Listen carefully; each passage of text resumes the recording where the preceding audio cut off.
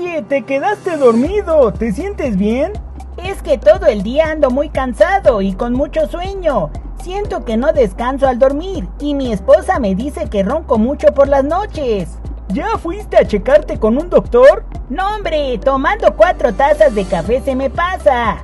Oye, no, esto ya es peligroso. Estuvimos a punto de chocar. Debes ir a checarte. Bueno, pero ¿con quién puedo ir?